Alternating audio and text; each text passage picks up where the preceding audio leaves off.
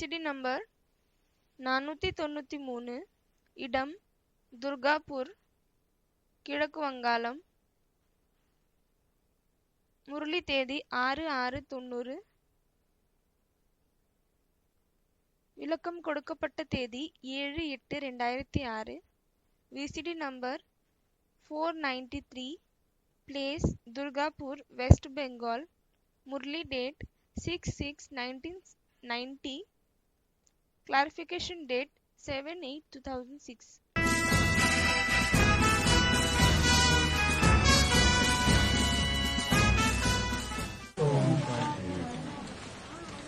ஓம் சாந்தி.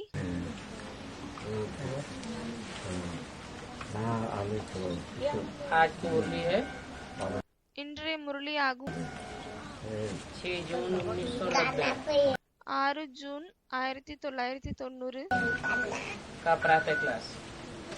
னுடைய காலை வகுப்பு. ओम शांति. ஓம் சாந்தி. तुम कहाँ बैठे हो? நீங்கள் எங்கு அமர்ந்து கொண்டிருக்கிறீர்கள்? इनको स्कूल अथवा यूनिवर्सिटी भी कह सकते हो. இதை ஸ்கூல் இல்லையானால் யூனிவர்சிட்டி என்றும் சொல்ல முடியும்.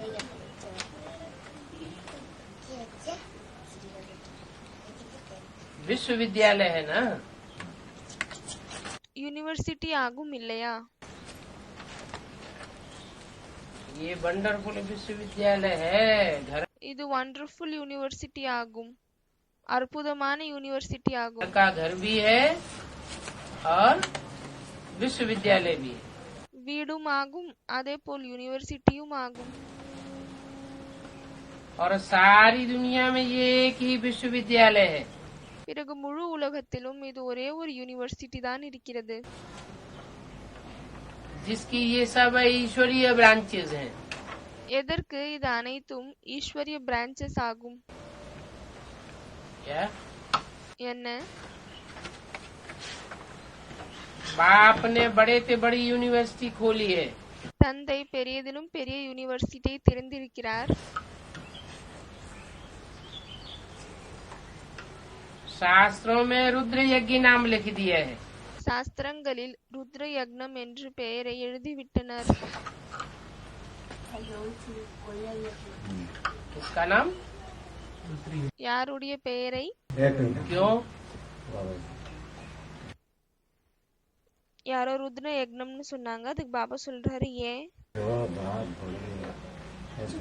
ब्रह्मा कुमारी ईश्वरी विश्वविद्यालय कहाँ उड़ गया? பிரம்மகுமாரி ஈஸ்வரி விஸ்வவித்யாலய் எங்க பறந்து போயிடுச்சு?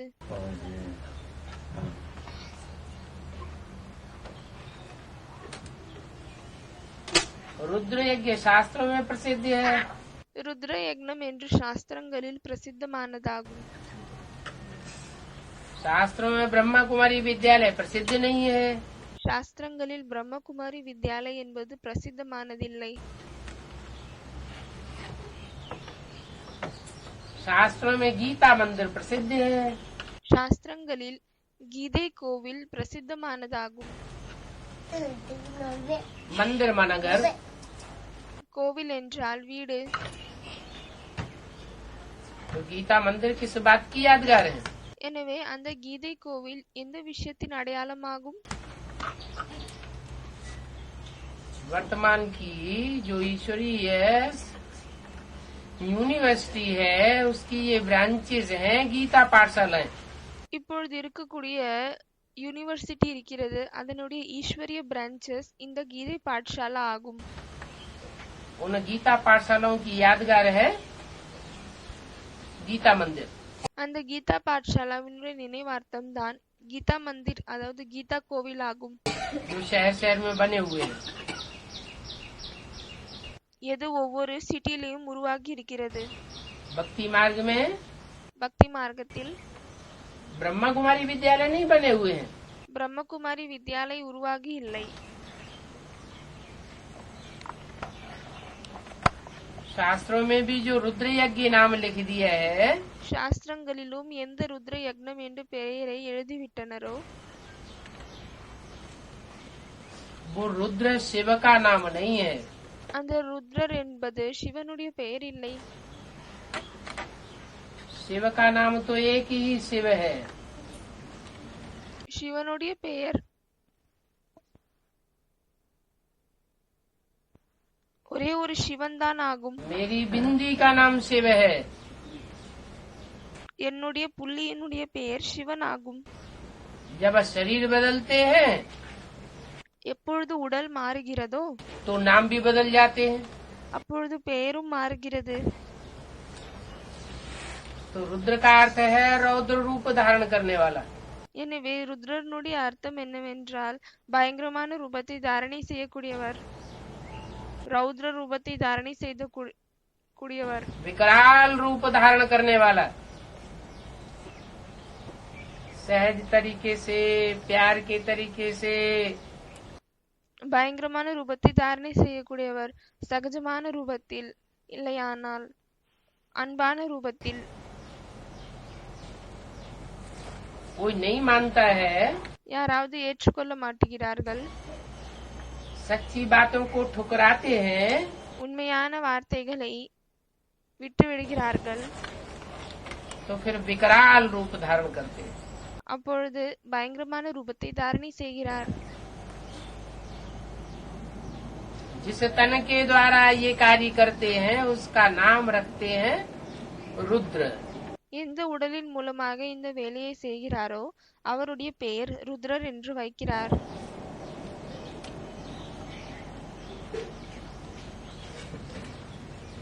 सारी दुनिया का विनाश कराई देते हैं। முழு உலகத்தினுடைய விநாசனத்தை செய்விக்கிறார். कथा आई है, கதையும் வந்திருக்கிறது.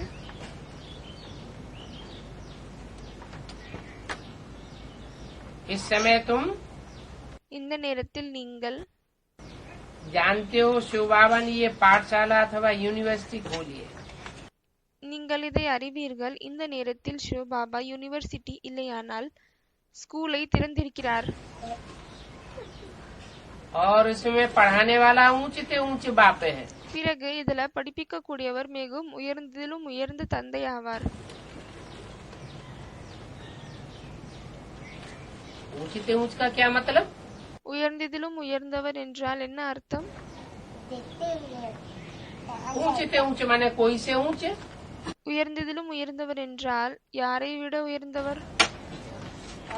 कौन कौन से ऊंचे? யாரெல்லாம் உயர்ந்தவர்களாக இருக்கிறார்கள்?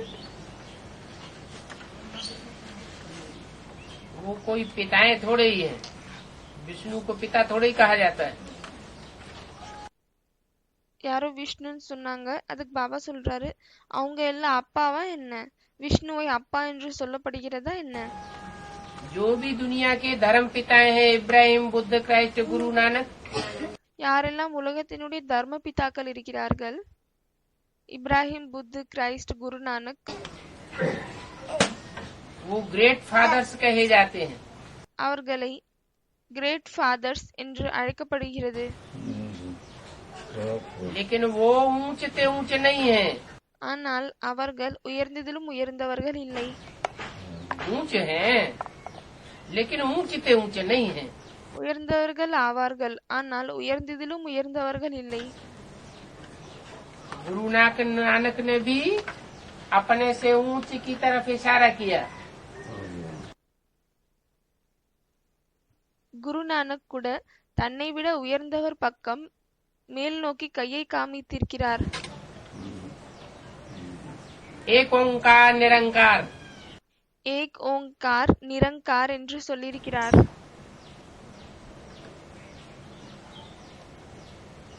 तो धर्म पिताएं ऊंचे नहीं, ऊंचे से ऊंचे नहीं है।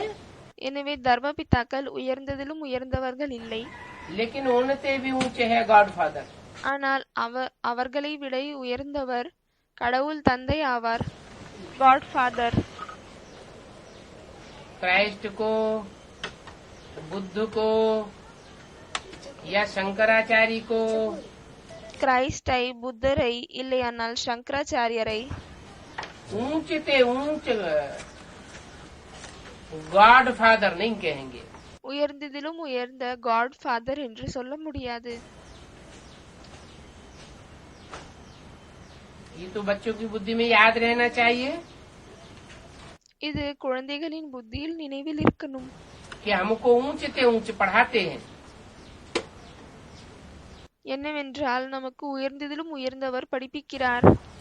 ऊंचे से ऊंचा टीचर पढ़ावेगा, உயர்ந்ததிலும் உயர்ந்த ஆசிரியர் படிப்பிப்பார். पदवी ऊंचे से ऊंचा दिलावेगा. அப்பொழுது பதவியும் உயர்ந்ததிலும் உயர்ந்ததை தான் பெற வைப்பார். वकील पढ़ावेगा तो वकील बनावेगा. வக்கீல் படிப்பித்தால் வக்கீல் ஆக்குகிறார். Barrister बनावेगा, barrister ஆக்குகிறார். जज बनावेगा. ஜட்ஜ் ஆக்குகிறார். लेकिन हमको तो ஆனால் நமக்கு वो पढ़ाते हैं जिससे ऊंचा जज कोई होता ही नहीं.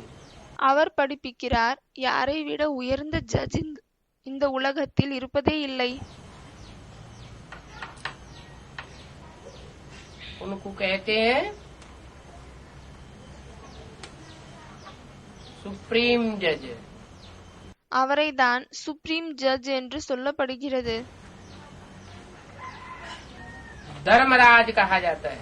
தர்மராஜ் என்று சொல்லப்படுகிறது. वो ऊंच से ऊंच भगवान हमको पढ़ाते हैं. அந்த உயர்ந்ததிலும் உயர்ந்த பகவான் நம்மளுக்கு படிப்பிக்கிறார். और उनका यह यज्ञ रचा हुआ है. பிறகு இது அவருடைய யக்னம் வளர்க்கப்பட்டிருக்கிறது, படைக்கப்பட்டிருக்கிறது. कौन सा यज्ञ? எந்த யக்னம்? यज्ञ माना क्या? யக்னம் என்றால் என்ன? यज्ञ किसे कहा जाता है? யக்னம் எதை சொல்லப்படுகிறது? ईंटों की महलमाड़ियाँ अटारियाँ इकट्ठी कर ली जाएं. செங்கலால் கட்டப்பட்ட மாளிகைகள், வீடுகள் இதை ஒன்று சேர்த்துவிட்டால், सुखधाम शांति धाम बनाई दिया जाए. அதை ஒன்று சேர்த்துவிட்டு சுகதாமம் சாந்திதாமம் கட்டிவிட்டார்கள். उसे यज्ञ कहा जाता है क्या? அதை யாகம் என்று சொல்லப்படுமா என்ன? भक्ति मार्ग में ढेर सारी सामग्री अग्नि में स्वाहा कर देते हैं. பக்தி மார்க்கத்தில் மிகவும் அதிகமான பொருட்களை அக்னியில் அர்ப்பித்து விடுகிறார்கள். यज्ञ कुंड को समझते हैं कि ये यज्ञ है. அந்த யாகத்தை யக்னம் என்று புரிந்து கொள்கிறார்கள். लेकिन यज्ञ तो है ही ज्ञान यज्ञ. ஆனால் யக்னம் என்றாலே ஞான யக்னம் ஆகும். ज्ञान को ही यज्ञ कहा जाता है. ஞானத்தை தான் யாகம் என்று சொல்லப்படுகிறது. वो हवन कुंड जो बनाए गए, அந்த யக்னத்துக்காக எந்த செங்கல்லாம் வைத்துவிட்டு குண்டத்தை உருவாக்குகிறார்களோ, और हजारों साल से वो यज्ञ कुंड होते चले आए. பிறகு 1000 வருடங்களாக அந்த யக்ன குண்டங்கள் இருக்கிறது. उनमें कोई सारी दुनिया स्वाहा नहीं हुई. அதில் முழு உலகமும் அர்ப்பிக்கவில்லை, ஸ்வாஹா ஆகவில்லை. ये तो ज्ञान यज्ञ कुंड है जिसमें सारी दुनिया स्वाहा हो जाएगी. இது ஞான யக்ன குண்டம் ஆகும், இதில் முழு உலகமும் ஸ்வாஹா ஆகிவிடும்.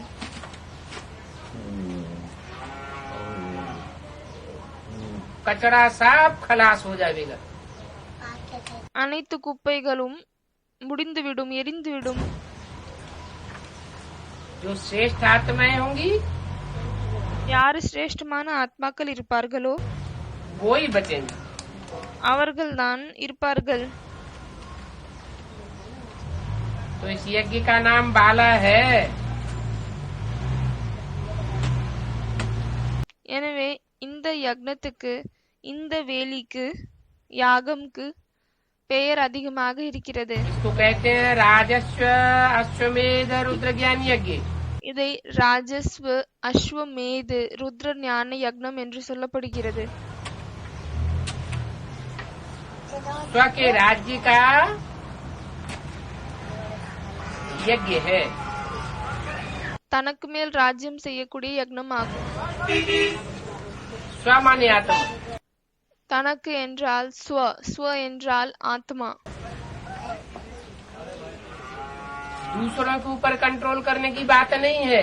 மற்றவர்கள் மீது கண்ட்ரோல் செய்ய வேண்டிய விஷயம் இங்கு இல்லை. अपनी आत्मा தன்னுடைய के ஆத்மா, मन और बुद्धि தன்னுடைய ஆத்மாவின் மனம், பிறகு புத்தி, और संस्कारों को कंट्रोल करने की बात है. பிறகு சம்ஸ்காரங்களை கண்ட்ரோல் செய்ய வேண்டிய விஷயமாகும். 5 इंद्रियों को कंट्रोल करने की बात है. 5 இந்திரியங்களை கண்ட்ரோல் செய்ய வேண்டிய விஷயமாகும். इंद्रिय जीते जगत जीत कहा जाता है. இந்திரியங்களை, உறுப்புகளை வென்றுவிட்டால் உலகத்தை வெல்ல முடியும் என்று சொல்லப்பட்டிருக்கிறது.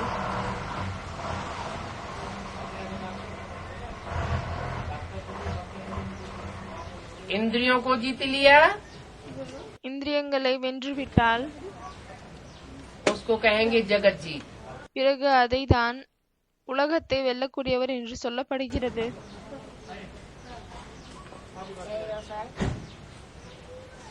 तो ये अश्वमेध यज्ञ है. எனவே இது அஸ்வமேது யக்னமாகும். अश्व माने घोड़ा. அஸ்வ என்றால் குதிரை. जैसे घोड़े को लगाम लगाई जाती है तो कंट्रोल में रहता है. எப்படி ஒரு குதிரைக்கு கடிவாளம் போடப்படுகிறது, அப்பொழுது அது கண்ட்ரோல்ல இருக்கிறது. ऐसे ही ये मन रूपी घोड़ा அதே போல்தான் இந்த மனம் ரூபமான குதிரை जो आत्मा का कार्य करता है, எது ஆத்மாவினுடைய வேலையை செய்கிறதோ उसको बुद्धि की लगाम लगाएंगे அதை புத்தியினுடைய கடிவாளத்தை போட்டால் तो कंट्रोल में रहेगा. அப்பொழுது அது கண்ட்ரோலில் இருக்கும். अगर लगाम ढीली छोड़ दी ஒருவேளை அந்த கடிவாளத்தை லூஸாக விட்டுவிட்டால் तो गड्ढे में ले जाता है. அப்பொழுது அது குழியில் எடுத்து செல்கிறது.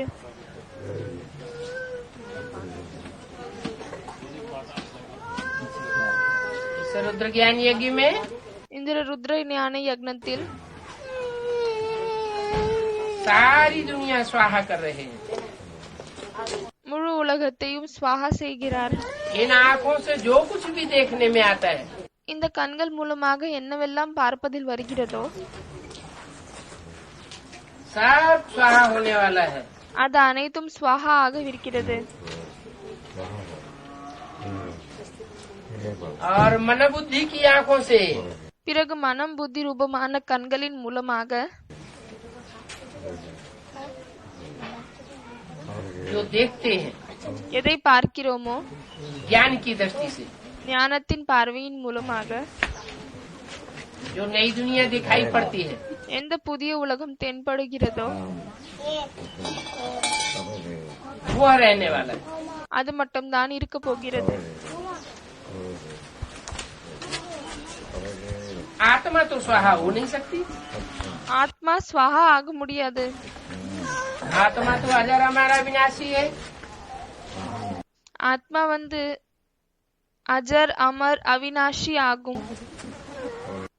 அஜர் என்றால் வயதாகாது, அமர் என்றால் அழிவில்லை, அவினாஷி என்றால் அவினாஷியானதாகும், எப்பொழுதும் அதுக்கு முடிவே இல்லை. बाकी 5 तत्वों की बनी हुई सारी चीजें स्वाहा हो जाएगी. பிறகு இந்த 5 தத்துவங்கள் மூலமாக உருவாக்கப்பட்ட அனைத்து விஷயங்களும் ஸ்வாஹா ஆகிவிடும்.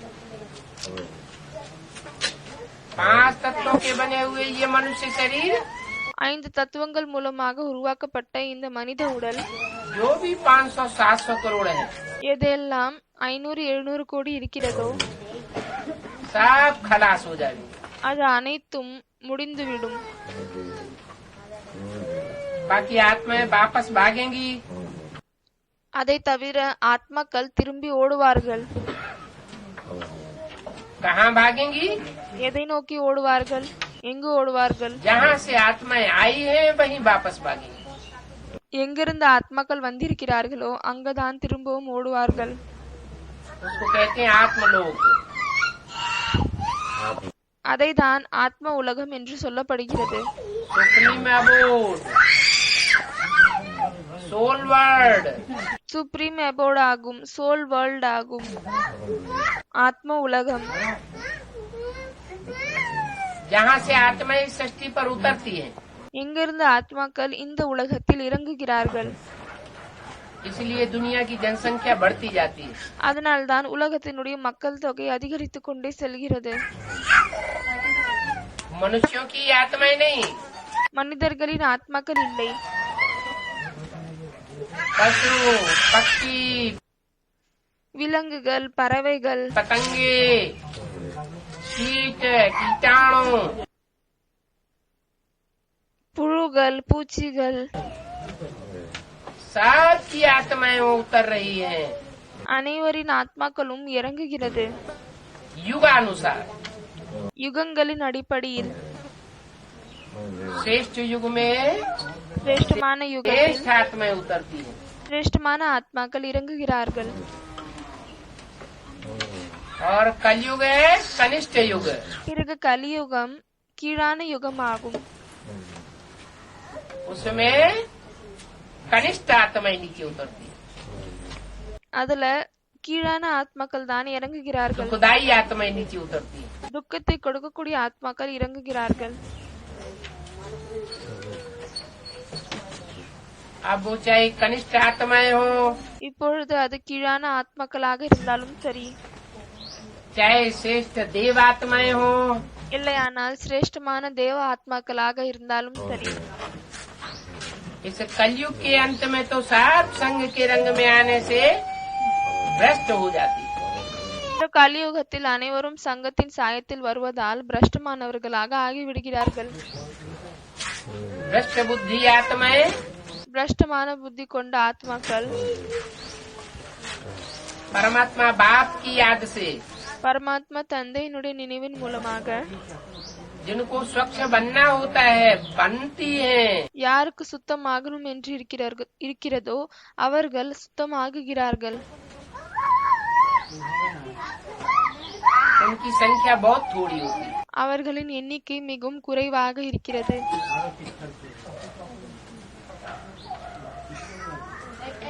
और जो ढेर की ढेर बचती है, பிறகு யார் அதிகளும் அதிகமாக இருக்கிறார்களோ उनको सबको वापस जाना है। அவர்கள் அனைவரையும் திரும்ப செல்ல வேண்டியதாக இருக்கிறது. ये संगम युग है। இது சங்கம யுகமாகும்.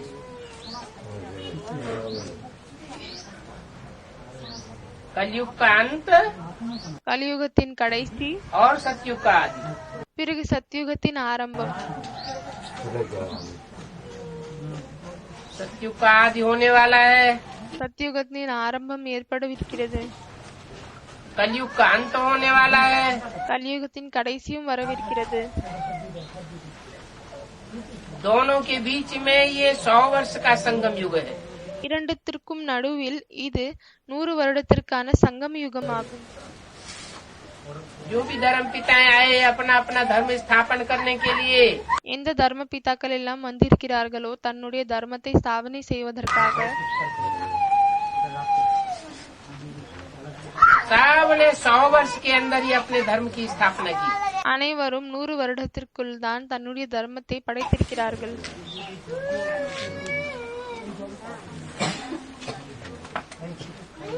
उन धर्म पिताओं को ऊंचे ऊंचे नहीं कहेंगे, அந்த தர்ம பிதாக்களை உயர்ந்ததிலும் உயர்ந்தவர்கள் என்று சொல்ல முடியாது. लेकिन ये तो ऊंचे ऊंचे बाप आया हुआ है। ஆனால் இது உயர்ந்ததிலும் உயர்ந்த தந்தை வந்திருக்கிறார். ग्रेट ग्रेट ग्रैंड फादर आया हुआ है। கிரேட் கிரேட் கிராண்ட் ஃபாதர் வந்திருக்கிறார். सारी दुनिया का पिता, यूनिवर्स का बाप। முழு உலகத்தின் தந்தை, முழு யூனிவர்ஸினுடைய தந்தை.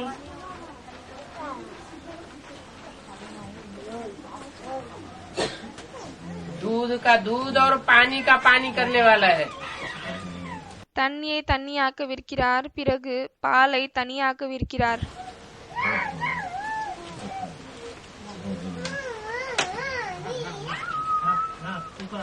है तो ये सब ड्रामा। இது அனைத்தும் டிராமாவாகும்.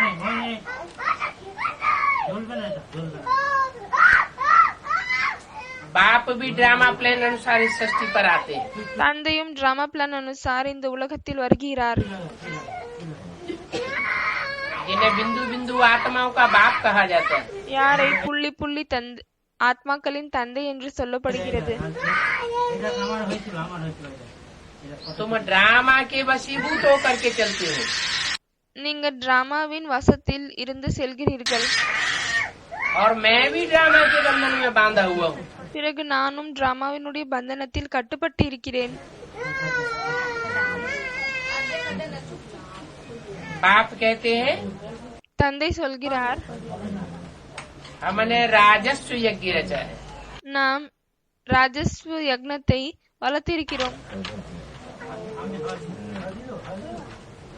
स्व की राजाई प्राप्त करने के लिए ये यज्ञ रचा है।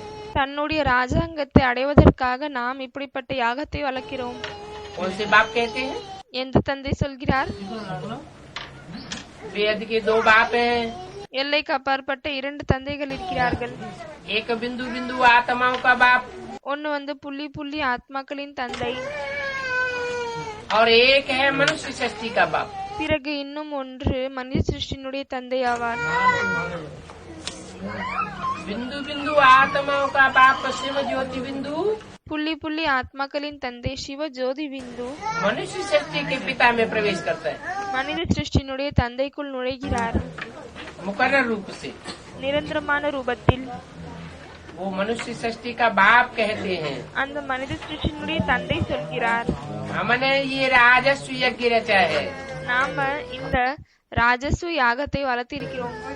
स्व की राजाई प्राप्त करने के लिए தன்னுடைய ராஜாங்கத்தை அடைவதற்காக. विश्व का बाप है உலகத்தின் தந்தை ஆவார். तो विश्व का पिता होना चाहिए ना। அப்பொழுது உலகத்தின் தந்தை ஆகணும் இல்லையா? वही विश्व महाराजन कहा जाता है। அவரை தான் உலகத்திற்கே மகாராஜன் என்று சொல்லப்படுகிறது.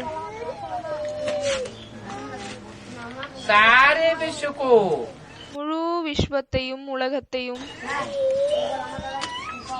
उसका शासन अंततः स्वीकार करना पड़ता है। கடைசியில் அவருடைய ஆட்சியை ஏற்றுக்கொள்ள வேண்டியதாக இருக்கிறது. तो ये रुद्र ज्ञान यज्ञ भी ड्रामा प्लान अनुसार रचा गया है। எனவே இந்த ருத்ர ஞான யக்னத்தையும் டிராமாவின் அடிப்படையில் படைக்கப்பட்டிருக்கிறது.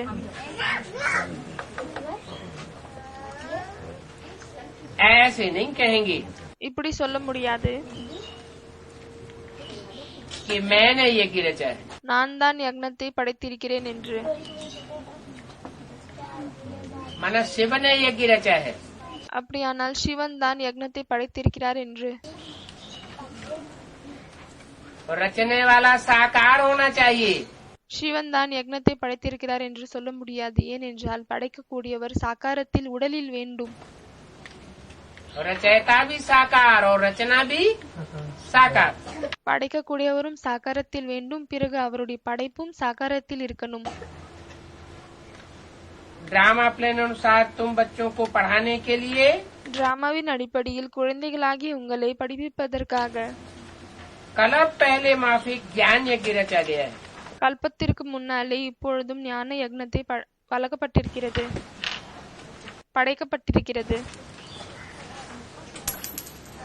मैंने रचा है ये भी अर्थ नहीं निकलता। நான் தான் படைத்திருக்கிறேன், இதிலும் எந்த ஒரு அர்த்தமும் வெளியே வருவதில்லை. ड्रामा प्लान अनुसार रचा गया है। டிராமாவின் அடிப்படையில் இது படைக்கப்பட்டிருக்கிறது. और कल्प कल्प रचा जाता है। பிறகு ஒவ்வொரு கல்பமும் இதை படைக்கப்படுகிறது.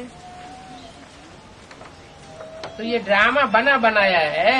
எனவே இந்த டிராமா உருவாக்கப்பட்டதாகும். कब बना? எப்பொழுது உருவாகினது? ये नहीं कहा जा सकता। இதை சொல்ல முடியாது. अनादि ड्रामा है। இது ஆரம்பமே இல்லாத டிராமாவாகும். ये सृष्टि भी अनादि है। இந்த உலகமும் ஆரம்பம் இல்லாததாகும். आत्माएं भी अनादि हैं। ஆத்மாக்களும் ஆரம்பம் இல்லாதவர்கள். और आत्माओं का बाप परम पिता परमात्मा शिव भी பிறகு ஆத்மாக்களின் தந்தை பரம்பிதா பரமாத்மா சிவனும் अनादि அனாதி ஆவார், ஆரம்பம் இல்லை.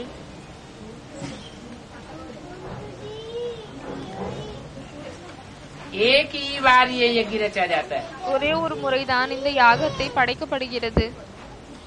एक कल्प में एक ही बार ஒரு கல்பத்தில் ஒரே தடவைதான் शिव ईश्वर लेते अवतार। சிவன் ஈஸ்வரன் அவதாரத்தை எடுக்கிறார்.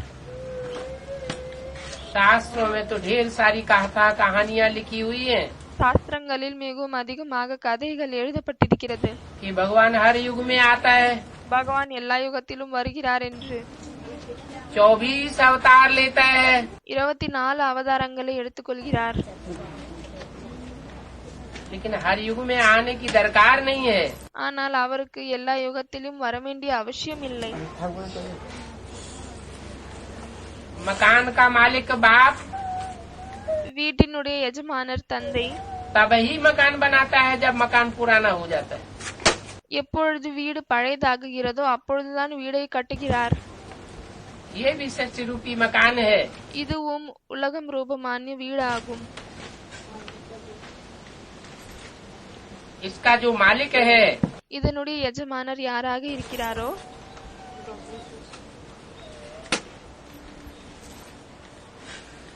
जब मकान पूरा हो जाता है எப்பொழுது வீடு முழுமையாகுகிறதோ तामसी हो जाता है, தமோ பிரதானமாகி விடுகிறதோ सब बच्चे दुखी हो जाते हैं। அனைத்து குழந்தைகளும் துக்கம் அடைகிறார்கள்.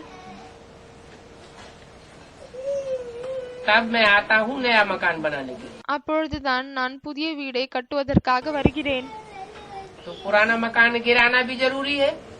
ஆகவே பழைய வீடை கீழே அதாவது பழைய வீடை உடைக்க வேண்டியதும் அவசியமாகும். ये सच्ची रूपी मकान है। இது சிருஷ்டி ரூபமான வீடாகும். अभी बुद्धि में बैठा है।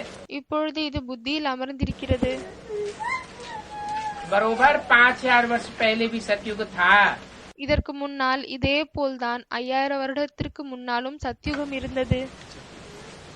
अभी फिर ये चक्कर रिपीट हो रहा है। இப்பொழுது திரும்பவும் இந்த சக்கரம் ரிப்பீட் ஆகுகிறது. फिर से नई दुनिया स्थापन हो रही है। திரும்பவும் புதிய உலகம் படைக்கப்படுகிறது.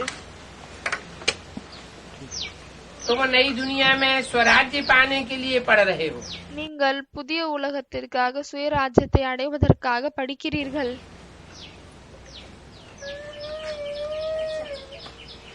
गांधी जी ने भी प्रयत्न किया காந்திஜி கூட முயற்சி செய்தார் स्वराज्य के लिए, சுவராஜ்யத்தை அடையலாம் என்று.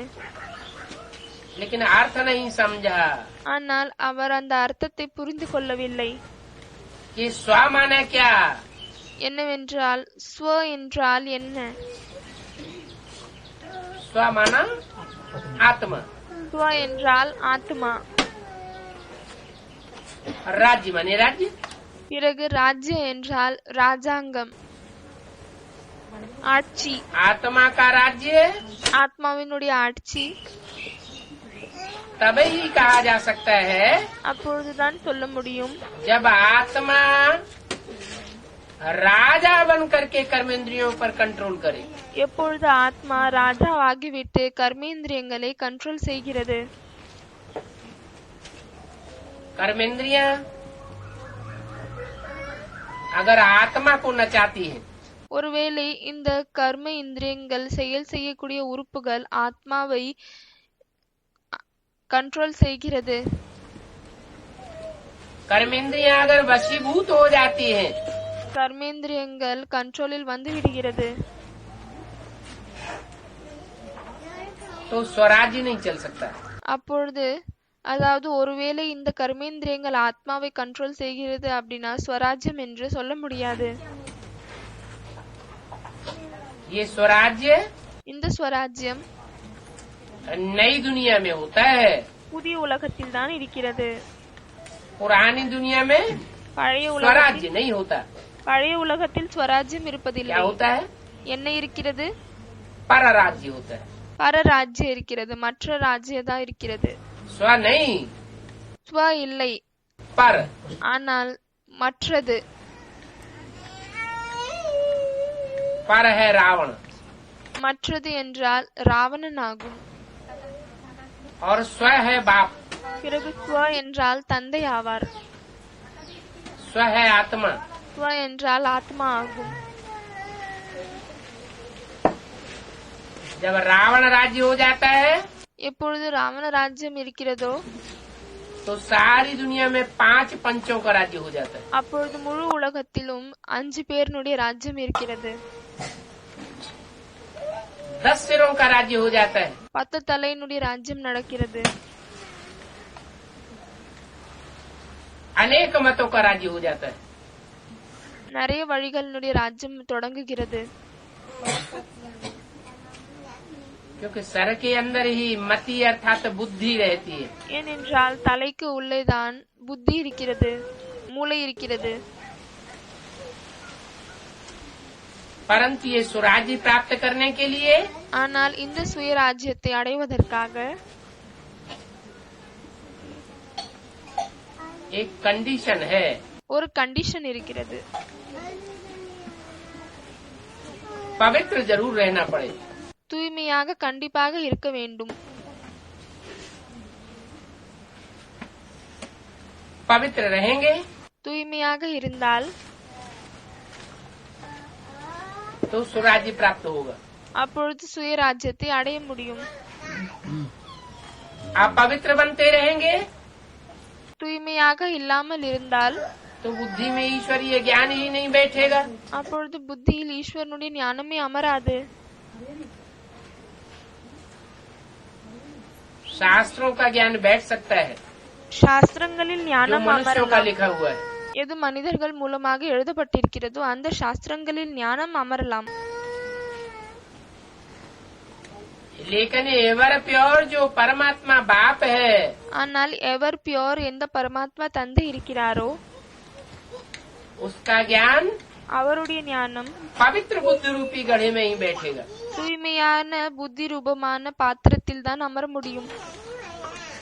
जिसका मिसाल दिया जाता है எதற்காக எடுத்துக்காட்டு தரப்படுகிறது? कि शेरनी का दूध मिट्टी के पात्र में नहीं रहता। मिट्टी का घड़ा होगा, शेरनी का दूध घड़े को तोड़ के निकल जाएगा। என்னவென்றால் பெண் சிங்கத்தினுடைய பால் மண்ணால் செய்யப்பட்ட பானையில் வைக்க முடியாது. ஒருவேளை அது மண்ணால் செய்யப்பட்ட பானையாக இருந்தால் பெண் சிங்கத்தின் பால் அந்த மண்பானையை உடைத்துவிட்டு வெளியே வந்து விடும். ऐसे ही அதே போல்தான் ज्ञान सूर्य बाप जब इस सृष्टि पर आते हैं அந்த ஞானசூரியன் தந்தை எப்பொழுது இந்த உலகத்தில் வருகிறாரோ तो दोनों रूपों में पार्ट बजाते हैं। அப்பொழுது 2 ரூபத்திலும் பாட் செய்கிறார். माँ के रूप में भी पार्ट बजाते हैं पहले पहले। முதலில் அம்மாவின் ரூபத்திலும் பாட் செய்கிறார். ब्रह्मा, பிரம்மா, ब्रह्मा ने बड़ी, माँ माने माँ, பிரம் என்றால் பெரியது, மா என்றால் அம்மா. और बाद में बाप के रूप में भी पार्ट बजाते हैं। அதற்கு பிறகு தந்தையினுடைய ரூபத்திலும் பாட் செய்கிறாங்க. माँ के रूप में जो पार्ट बजाते हैं அம்மாவின் ரூபத்தில் எந்த பாட்டை செய்கிறாரோ वो सिंघनी का रूप है। அது பெண் சிங்கத்தின் ரூபமாகும். शास्त्रों में उसे रणचंडी के रूप में दिखाया गया है। சாஸ்திரங்களில் அவங்களை ரணச்சண்டி ரூபத்தில் காமித்திருக்கிறார்கள். जगदम्बा के रूप में दिखाया गया है। ஜெகதம்பாவின் ரூபத்தில் காமித்திருக்கிறார்கள். शेरनी शक्ति के रूप में दिखाया जाए, பெண் சிங்கத்தின் சக்தி ரூபத்தில் காமித்திருக்கிறார்கள். जो बोला எதற்காக சொல்லியிருக்கிறார்? अव्यक्त वाणी में அவ்யக்த வாணியில் भारत माता शिव शक्ति अवतार अंत का यही नारा है। பாரத மாதா சிவசக்தி அவதாரம் இது கடைசியினுடைய பாடலாகும். ब्रह्मा பிரம்மா, सो वैष्णवी शक्ति, பிறகு வைஷ்ணவ சக்தி. ये वैष्णवी शक्ति இந்த வைஷ்ணவி சக்தி अंत में प्रत्यक्ष होती है। கடைசியில் தான் வெளிப்படுகிறாங்க. आदि में ब्रह्मा के रूप में, ஆரம்பத்தில் பிரம்மாவின் ரூபத்தில் आत्मा वही है। ஆத்மா அதேதான் ஆகும்.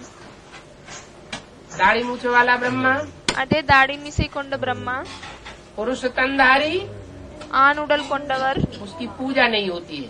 அவருக்கு பூஜை நடக்காது. लेकिन सृष्टि की रचना होती है, ब्राह्मणों की रचना होती है। ஆனால் உலகம் படைக்கப்படுகிறது, பிராமணர்கள் படைக்கப்படுகிறார்கள். प्यार से पालना होती है। அன்பின் மூலமாக தான் பாலனை கிடைக்கிறது. जैसे सिंघनी भी எப்படி பெண் சிங்கமும் अपने छोटे छोटे बच्चों को बड़े प्यार से पालती है। தன்னுடைய சின்ன சின்ன குழந்தைகளை மிகவும் அன்பாக பராமரிக்கிறது माँ के रूप में। அம்மாவின் ரூபத்தில். इसलिए भारत की परंपरा में அதனால்தான் பாரதிய பரம்பரையில் बाप को भी शेर के रूप में दिखाते हैं தந்தையையும் சிங்கத்தின் ரூபத்தில் காமிக்கிறார்கள். और माँ को भी शेर के रूप में दिखाते हैं। 3 शेर दिखाए गए। பிறகு அம்மாவையும் சிங்கத்தின் ரூபத்தில் காமிக்கிறார்கள். அதனால்தான் 3 சிங்கங்கள் காமிக்கிறார்கள். ब्रह्मा, பிரம்மா, विष्णु விஷ்ணு, और शंकर। பிறகு சங்கர். उनमें एक शेरनी भी है। அதுல ஒருத்தர் பெண் சிங்கமும் ஆகும்.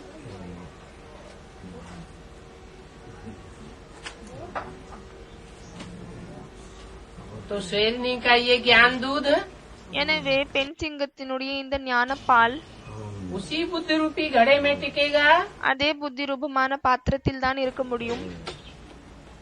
जो पवित्र रहने का पुरुषार्थ करेगा। எது தூய்மையாக இருக்கக்கூடிய புருஷார்த்தத்தை செய்கிறது. யார் தூய்மையாக இருக்கக்கூடிய புருஷார்த்தத்தை செய்கிறார்களோ அவர்களுடைய புத்தியில் மட்டும்தான் இந்த ஞானம் இருக்க முடியும். वही बच्चे ये पढ़ाई पढ़ेंगे। அந்த குழந்தைகள் தான் இந்த படிப்பை படிப்பார்கள். कल पहले ये पढ़ाई पढ़ी है। யாரு கல்பத்திற்கு முன்னாலும் இந்த படிப்பை படித்திருக்கிறார்கள். और वही बच्चे मनुष्य से देवता बनेंगे। பிறகு அதே குழந்தைகள் தான் மனிதர்களில் இருந்து தேவதைகளாக ஆகுவார்கள். जो लोग कल पहले बने थे। யாரு கல்பத்திற்கு முன்னால் ஆகி இருந்தார்களோ पहले भी बने थे, अभी भी बनेंगे। முதலிலும் ஆகினார்கள், அதே போல் இப்பொழுதும் ஆகுவார்கள். साक्षी होकर के ड्रामा को देखना होता है। சாட்சியாக இருந்து இந்த டிராமாவை பார்க்கணும். और फिर पुरुषार्थ भी करना होता है। பிறகு முயற்சியும் செய்ய வேண்டியதாக இருக்கிறது. बच्चों को मार्ग भी बताना है। குழந்தைகளுக்கு வழியும் காமிக்கணும். मार्ग जो बताया जाता है वो पवित्रता का मार्ग है। எந்த வழியை காமிக்கப்படுகிறதோ அது தூய்மைக்கான मुख्य வழியாகும். बात पवित्रता की है। முக்கியமான விஷயம் தூய்மைக்கானதாகும். मुख्य पुरुषार्थ முக்கியமான புருஷார்த்தம் முயற்சி पवित्रता का है। தூய்மைக்கானதாகும். ठीक है। याद का सब्जेक्ट मुख्य नहीं है क्या? பிறகு யாராவது சொல்வாங்க, ஏன் இந்த நினைவினுடைய சப்ஜெக்ட் முக்கியமானதாக இல்லையா என்ன? याद भी उनको आएगी எனவே நினைவும் அவர்களுக்கும் தான் வரும் जो पवित्र रहेंगे। யாரு தூய்மையாக இருக்கிறார்கள். अपवित्र बनेंगे தூய்மை இல்லாதவர்களாக ஆகுகிறார்கள். तो याद नहीं ठहर सकती। பிறகு நினைவு என்பது நிலைத்து இருக்க முடியாது.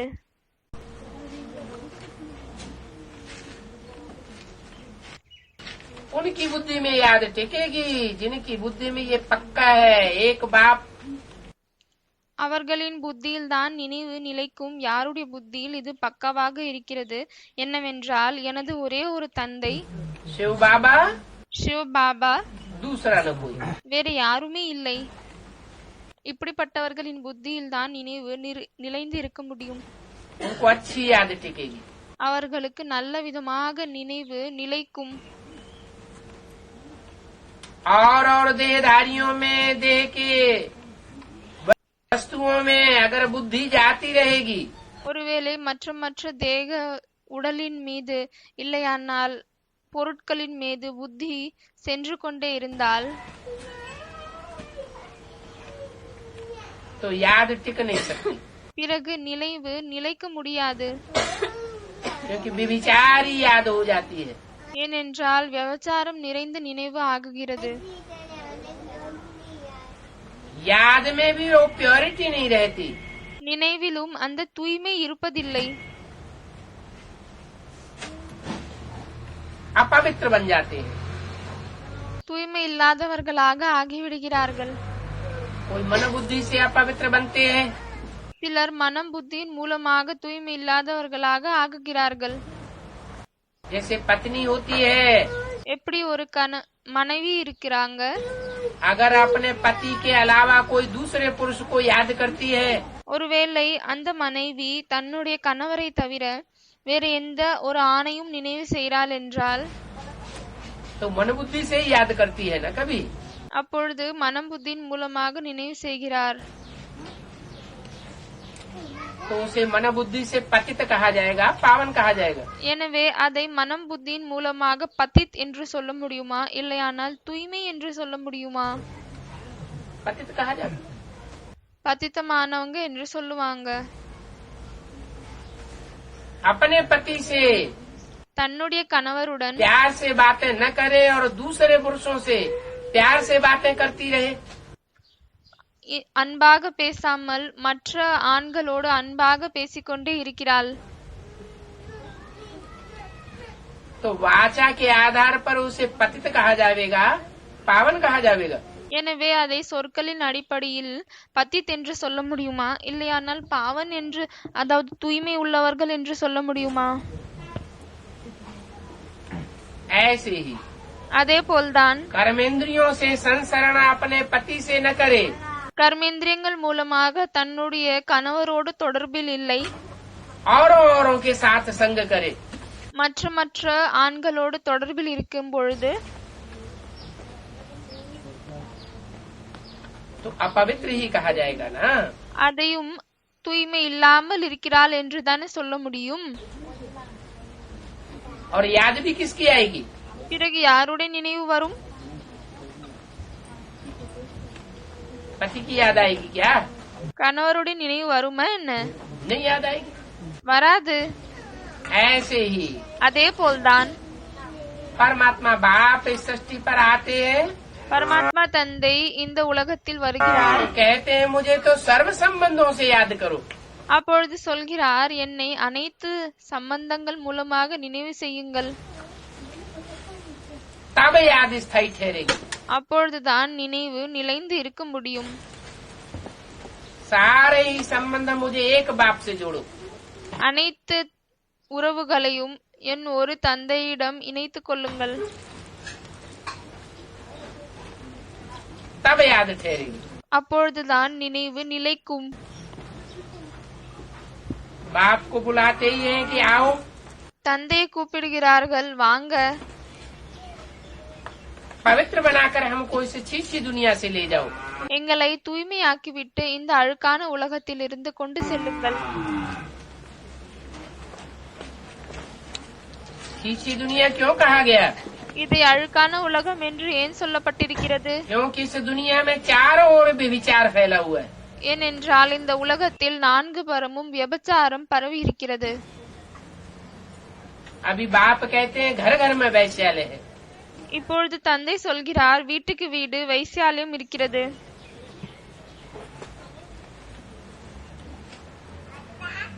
तो बाप आते हैं எனவே தந்தை வருகிறார், इस छीछी दुनिया से இந்த அழுக்கான உலகத்திலிருந்து वापस ले जाते हैं திரும்பி அழைத்து செல்கிறார் पवित्र धाम में, தூய்மையான தாமத்திற்கு, जो सदा ही पवित्र है, எது எப்பொழுதற்காகவும் தூய்மையாகவே இருக்கிறது. शांति धाम। அதுதான் சாந்தி தாமம் ஆகும். और वहाँ से भेज देते हैं सुखधाम में। பிறகு அங்கிருந்து சுகதாமத்திற்கு அனுப்பிவிடுகிறார். जो सदा सुख का धाम नहीं रहता, எது எப்பொழுதற்காகவும் சுகத்தினுடைய தாமமாக இருக்காது. लेकिन ईश्वरीय रचना है, ஆனால் அது ஈஸ்வரனுடைய படைப்பு ஆகும். इसलिए அதனால்தான் लंबे समय तक सुख की अनुभूति होती रहती है। நீண்ட காலம் வரை அங்கு சுகத்தின் அனுபவம் ஆகுகிறது. 21 जन्म तक 21 பிறவிகள் வரை. भक्ति मार्ग में तो कोई वापस जा ही नहीं सकते हैं. பக்தி மார்க்கத்தில் யாராலையுமே திரும்பி செல்ல முடியாது. 2500 वर्ष की हिस्ट्री है. 2500 வருடங்களுடைய இதிகாசம் வரலாறு இருக்கிறது. भक्ति करते आए, பக்தி செய்து கொண்டே வந்தார்கள். कोई भी वापस परम धाम में नहीं गए. யாராலையும் பரம்தாமத்திற்கு திரும்பி செல்ல முடியவில்லை. कहते हैं महात्मा बुद्ध पार निर्वाण गया. சொல்கிறார்கள் மகாத்மா புத்தர் நிர்வாணத்தை தாண்டி சென்று விட்டார். शंकराचार्य पार निर्वाण गए. சங்கராச்சாரியரும் பார் நிர்வாணுக்கு சென்று விட்டாரு. लेकिन कहना अलग बात है ஆனால் இது சொல்வது தனி விஷயமாகும். और उस बात को साबित करना अलग बात है. ஆனால் அந்த விஷயத்தை நிரூபிப்பது தனி விஷயமாகும். अगर एक भी वापस जाए तो अपने साथ दूसरों को भी ले जाएगा ना. ஒருவேளை யாராவது ஒருத்தர் கூட அந்த நிர்வாண தாமத்திற்கு சென்றால் இன்னொருத்தரையும் தன்னோடு அழைத்து செல்லணும் இல்லையா? सब इसी दुनिया में जन्म मरण के चक्र में आते रहते. அனைவரும் இதே உலகத்தில் தான் பிறப்பு இறப்பினுடைய சக்கரத்தில் வந்து கொண்டே இருக்கிறார்கள். क्योंकि जो भी महात्माएं हैं, मनुष्य आत्माएं हैं, ஏனென்றால் யாரெல்லாம் மகாத்மாக்கள் இருக்கிறார்கள், மனித ஆத்மாக்கள் இருக்கிறார்கள், वो सब भोगता है. அவர்கள் அனைவரும் அனுபவிக்கக்கூடியவர்கள், போகத்தை அனுபவிக்கக்கூடியவர்கள் ஆவார்கள். रथ ग्रहण करती है, स्वार्थी है. இந்த உடலை தாரணை செய்து கொள்கிறார்கள், அதனால் தான் சுயநலவாதிகள் ஆவார்கள். जो भोगी है, யாரு போகத்தை அனுபவிக்கக்கூடியவர்களாக இருக்கிறார்களோ वो देह के सुख भोगते भोगते नीचे गिरती है आत्माएं. அவர்கள் தேகத்தின் சுகத்தை அனுபவித்து அனுபவித்து அந்த ஆத்மாக்கள் கீழே விழுகிறார்கள். एक ही आत्मा भोगता है. ஒரே ஒரு ஆத்மா தான் அபோக்தா ஆவார், போகத்தை அனுபவிக்க மாட்டார். जो वापस जाने का रास्ता बता सकती है. அவரால் மட்டும்தான் திரும்பி செல்லக்கூடிய வழியை சொல்ல முடியும். क्योंकि वो देह का सुख भोगती नहीं है. ஏனென்றால் அவர் தேகத்தின் சுகத்தை அனுபவிப்பது இல்லை. देह में भल प्रवेश करती है. தேகத்தில் பலே நுழைகிறார். मुख से ज्ञान सुनाती है. வாயின் மூலமாக ஞானத்தை சொல்கிறார். नेत्रों से दृष्टि भी देती है. கண்கள் மூலமாக திருஷ்டியும் தருகிறார். लेकिन वो एवर प्योर आत्मा होने की वजह से ஆனால் அவர் எவர் பியோரான ஆத்மாவாக இருக்கும் காரணத்தால் वो सुप्रीम सोल அந்த சுப்ரீம் சோல் ऊंचा उठाने के निमित्त बनता है. உயர்வாக தூக்குவதற்காக நிமித்தமாகுகிறார். एक ही ऊंचा उठा के परम धाम ले जाने वाला है. ஒரே ஒருத்தர் மட்டும்தான் உயர்வாக நம்மளை தூக்கிவிட்டு பரம்தாமத்திற்கு அழைத்து செல்லக்கூடியவர் ஆவார். सदगति करने वाला है சத்தகத்தி கொடுக்கக்கூடியவர் ஆவார். और बाकी सब दुर्गति करने वाले. பிறகு அவரை தவிர அனைவரும் துர்கத்தியில் கொண்டு செல்லக்கூடியவர்கள் ஆவார்கள். मनुष्य मनुष्य की सदगति कर नहीं सकता. ஒரு மனிதனால் மனிதனுடைய சத்கதியை செய்ய முடியாது. क्यों नहीं कर सकता? ஏன் செய்ய முடியாது? क्योंकि मनुष्य अपने ही सदगति नहीं कर सकता. ஏனென்றால் மனிதனால் தன்னுடைய சத்கதியையே செய்ய முடியாது. अपनी सदगति करे தன்னுடைய சத்கதியை செய்தால் तो पहले पहले मन बुद्धि रूपी आत्मा की सदगति हो जाए. பிறகு முதலில் மனம் புத்தி ரூபமாக இருக்கக்கூடிய ஆத்மாவின் சத்கதி நடந்துவிடும். और जब मन बुद्धि की सदगति होती है பிறகு எப்பொழுது மனம் பிறகு புத்தியினுடைய சத்கதி ஏற்படுகிறதோ तो मन बुद्धि स्थिरियम हो जाएगी அப்பொழுது மனம் புத்தி நிலைத்து விடுமா या चलायमान रहेगी. இல்லையானால் அது ஓடிக்கொண்டே இருக்குமா? स्थिरियम हो जाती है, அது நின்று விடுகிறது, एकाग्र हो जाती है। ஒரு நிலை அடைகிறது। मन बुद्धि के एकाग्र होने से மனம் புத்தி ஒரு நிலை அடைவதால் शरीर की इंद्रियां भी एकाग्र हो जाती है, உடலினுடைய உறுப்புகளும் ஒரு நிலையாகுகிறது।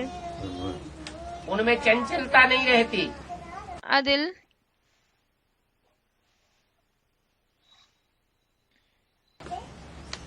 உறுப்புகளில் அசைவுகள் இருக்காது। इंद्रिय जीत हो जाता है। இந்திரியங்களை வெல்லக்கூடியவர்களாக ஆகிவிடுகிறார்கள்। जो इंद्रिय जो तो जीत हो जाता है वो विश्व के ऊपर विजय प्राप्त कर सकता है। யார் இந்திரியத்தை வெல்லக்கூடியவர்களாக ஆகுகிறார்களோ அவர்களால் முழு உலகத்தின் மேல் வெற்றி அடையக்கூடியவர்களாக ஆக முடியும்। ये पढ़ाई सिवाय सुप्रीम सोल बाप के कोई पढ़ा ही नहीं सकता। இந்த படிப்பை ஒரே ஒரு சுப்ரீம் சோல் தந்தையை தவிர வேறு யாராலையுமே படிப்பிக்க முடியாது। और न कोई विश्व का मालिक बन सकता है। அதே போல் வேறு யாராலையுமே உலகத்திற்கு எஜமானதாக ஆக முடியாது। ये राजयोग की पढ़ाई है, இது ராஜயோகத்தின் படிப்பு ஆகும்। जिस पढ़ाई से எந்த படிப்பின் மூலமாக मनुष्य को राजाई की प्राप्ति होती है, ஒரு மனிதனுக்கு ராஜாங்கம் கிடைக்கிறது। और एक जन्म की नहीं, பிறகு வெறும் ஒரு பிறவிக்காக இல்லை, जन्म जन्मांतर की राजाई प्राप्त हो सकती है। நிறைய பிறவிக்காக ராஜாங்கம் கிடைக்க முடியும்। क्योंकि आत्मा पावरफुल बन जाती है, ஏனென்றால் ஆத்மா பவர்ஃபுல் ஆகுகிறது, एकाग्र हो जाती है, ஒரு நிலை ஆகுகிறது। तो अनेक जन्मों तक उसकी प्रारब्ध चलती है। அப்பொழுது நீண்ட காலம் வரை அதனுடைய பிராரப்தம் நடக்கிறது। जैसे बीज எப்படி ஒரு விதை இருக்கிறது, सुधार लिया जाता है அந்த விதையை சுதாரிக்கப்படுகிறது, और जमीन में बोया जाता है, பிறகு அதை மண்ணில் விதைக்கப்படுகிறது, பூமியில் விதைக்கப்படுகிறது। तो 2, 3, 4 बार भी अच्छी फसल देता है। அப்பொழுது அது 2, 3, 4 தடவை வரை கூட நல்ல வளர்ச்சியை தான் கொடுக்கிறது, நல்ல பயிர் தருகிறது। बाद में विकृत हो जाता है। அதற்கு பிறகு அந்த விதை கூட கெட்டு போகிறது। आत्मा भी बीज है, அதே போல் ஆத்மாவும் ஒரு விதை ஆகும்। शरीर वृक्ष है, இந்த உடல் ஒரு மரம் ஆகும்। आत्मा जब एकाग्र हो जाती है ஆத்மா எப்பொழுது ஒரு நிலை அடைகிறதோ राजयोग बल से, ராஜயோகத்தின் பலம் மூலமாக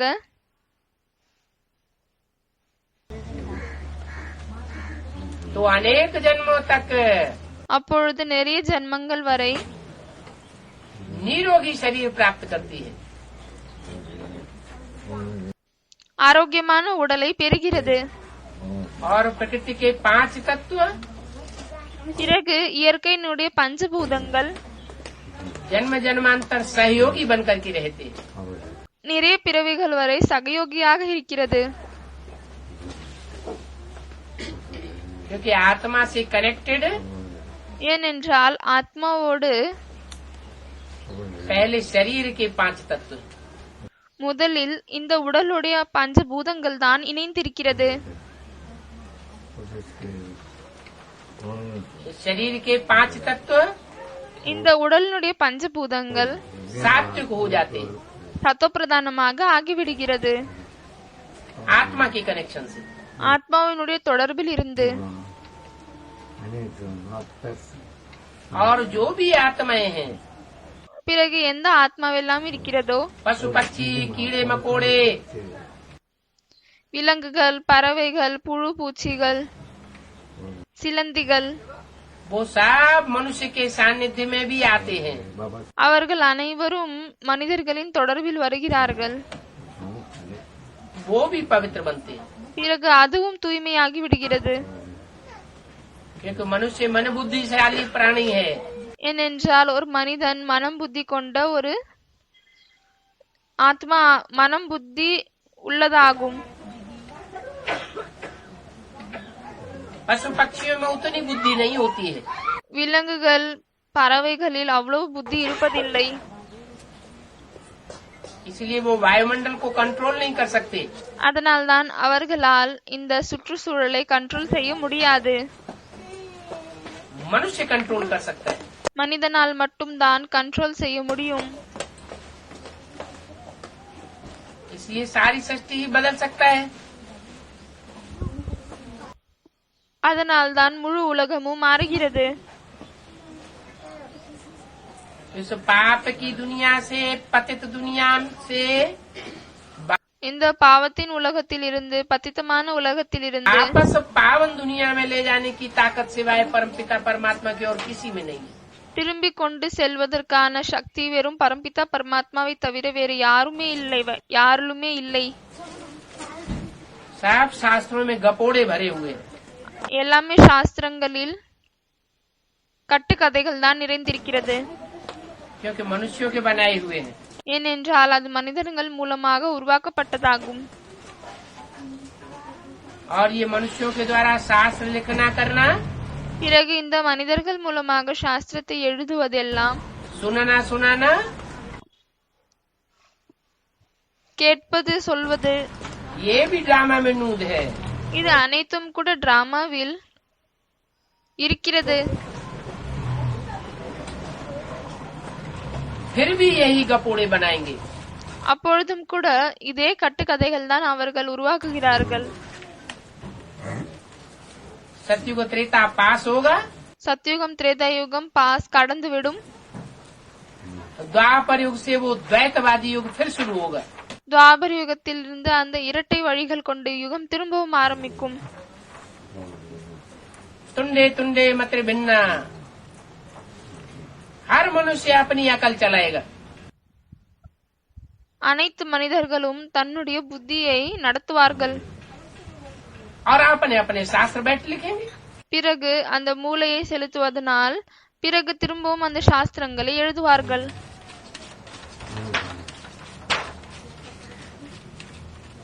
सतयुग त्रेता में पूजा की कोई चीज नहीं होती. சத்யுகம் திரேதாயுகத்தில் பூஜைக்காக எந்த ஒரு விஷயமும் இருக்காது. वहाँ कोई शास्त्र आदि नहीं होंगे. அங்கு எந்த விதமான சாஸ்திரங்கள் எல்லாம் இருக்காது. क्यों नहीं होंगे? ஏன் இருக்காது? शास्त्र माना शासन करने का विधान. சாஸ்திரம் என்றால் சாசன் கர்னே கா விதான், அதாவது ஆட்சி செய்வதற்கான கான்ஸ்டிடியூஷன். वहाँ कोई अनुशासनहीन होता ही नहीं. அங்க யாருமே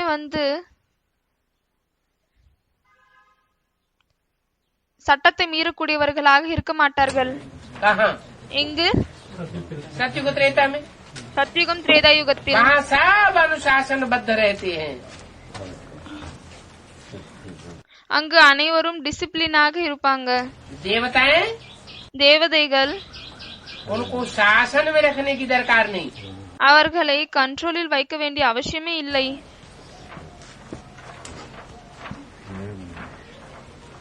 वो स्वशासित हैं. அவர்கள் தானே நல்ல ஆட்சி செய்யக்கூடியவர்கள் ஆவார்கள். हर आत्मा ஒவ்வொரு ஆத்மாவும் स्वतः ही अनुशासनशील है.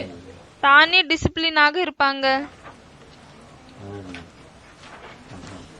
जब अनुशासन बिगड़ता है எப்பொழுது அந்த டிசிப்ளின் குறைகிறதோ तो आत्मा चंचल बन जाती है. देह का सुख भोगते भोगते அப்பொழுது தேகத்தின் சுகத்தை அனுபவித்து அனுபவித்து ஆத்மா அலைபாய்கிறது, नीचे गिर जाती है. கீழே விழுந்து விடுகிறது. तब द्वैतवादी युग शुरू होता है, द्वापर युग. அப்பொழுதுதான் இரட்டை வழிகள் கொண்ட யுகம் துவாபர் யுகம் ஆரம்பிக்கிறது. दूसरे दूसरे धर्म மற்ற மற்ற தர்மங்கள், और धर्म पिताएं பிறகு தர்ம பிதாக்கள் वो आकर के अपनी अपनी मतांतर फैलाते। அவர்கள் வந்துவிட்டு தன்னுடைய நிறைய விதமான வழிகளை பரப்புகிறார்கள். और द्वैत फैल जाता है। பிறகு இரட்டை வழி பரப்பி விடுகிறது. एक मत खलास ஒரு வழி முடிகிறது. और अनेक मतों की शुरुआत हो जाती है। பிறகு நிறைய வழிகளின் ஆரம்பம் ஆகுகிறது. तो सतयुग त्रेता में पूजा की कोई चीज नहीं होती। எனவே சத்தியுகம் திரேதாயுகத்தில் பூஜைக்காக எந்த ஒரு பொருளும் இருக்காது. और द्वापर कलयुग में பிறகு துவாபர கலியுகத்தில் पूजा और भक्ति चलती रहती। பூஜை பிறகு பக்தி நடந்து கொண்டே இருக்கிறது. अभी तो इस दुनिया में पूजा का कितना ढेर सामान है। இப்பொழுது இந்த உலகத்தில் பூஜைக்காக எவ்வளவு அதிகமாக பொருட்கள் இருக்கிறது. तो भक्ति शुरू हुई तब होती है எனவே பக்தி அப்பொழுதுதான் ஆரம்பிக்கிறது, जब अनेक मतें शुरू होती है। எப்பொழுது நிறைய வழிகள் ஆரம்பிக்கிறது. राम की है एक मत, ராமர்னுடைய ஒரே வழிதான். इसलिए रामलीला में राम को एक सिर दिखाया जाता है। அதனால்தான் ராமலீலா கொண்டாடும் பொழுது ராமருக்கு ஒரே தலைதான் காமிக்கப்படுகிறது. और रावण की है अनेक मत, பிறகு ராவணனுக்கு நிறைய வழிகள் இருக்கிறது. ये रावण को अनेक सिर दिखाए जाते हैं। அதனால்தான் ராவணனுக்கு நிறைய தலைகள் காமிக்கப்படுகிறது. ये अनेक मतों का द्वैतवादी राज्य जब से शुरू होता है, द्वापर युग जिसे कहा जाता है, இந்த நிறைய வழிகளினுடைய ராஜ்யம் எங்கு இருந்து ஆரம்பிக்கிறதோ, எதை துவாபர யுகம் என்று சொல்லப்படுகிறதோ, उस राज्य को कहा जाता है रावण राज्य। எனவே அந்த ராஜ்யத்தை ராவண ராஜ்யம் என்று சொல்லப்படுகிறது. अनेक देश, நிறைய தேசங்கள், अनेक राज्य, நிறைய ராஜ்யங்கள், अनेक राजा நிறைய ராஜாக்கள், और उनके अलग अलग संविधान। பிறகு அவர்களின் தனித்தனியான கான்ஸ்டிடியூஷன், शास्त्र भी ऐसे ही बन जाते हैं, ढेर के ढेर। அதே போல் சாஸ்திரங்களும் அதே போல்தான் நிறைய உருவாகி விடுகிறது. तो देखो बाप आकर के कितनी पॉइंट्स देते हैं। எனவே பாருங்கள், தந்தை வந்துவிட்டு எவ்வளவு பாயிண்ட்ஸ் தருகிறார். नई दुनिया और पुरानी दुनिया का कंट्रास्ट समझाने के लिए। புதிய உலகம் பிறகு பழைய உலகத்தினுடைய கண்ட்ராஸ்ட் புரிய வைப்பதற்காக, வித்தியாசத்தை புரிய வைப்பதற்காக. नई दुनिया सत्युग त्रेता, புதிய உலகம் சத்தியுகம் திரேதாயுகம், स्वर्ग। ஸ்வர்க்கம். पुरानी दुनिया द्वापर कलयुग, नरक। பிறகு பழைய உலகம் துவாபர கலியுகம் நரகமாகும். स्वर्ग बनता है स्वयं स्थिति से, ஸ்வர்க்கம் சுயஸ்திதியின் மூலமாக உருவாகுகிறது. स्वयं स्थिति जिनकी स्थिरियम बुद्धि हो जाती है, யாருடைய சுயஸ்திதி அதாவது புத்தி நிலைந்து விடுகிறதோ उनको देवता कहा जाता है। அவர்களை தேவதை என்று சொல்லப்படுகிறது.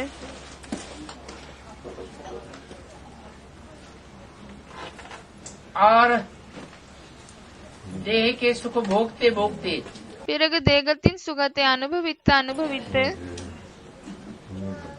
देवताएं जब कम कला वाले बन जाते हैं, தேவதைகள் எப்பொழுது குறைந்த கலைகள் கொண்டவர்களாக ஆகிவிடுகிறார்களோ, आत्मा की शक्ति क्षीण हो जाती है, ஆத்மாவுடைய சக்தி குறைந்து விடுகிறதோ,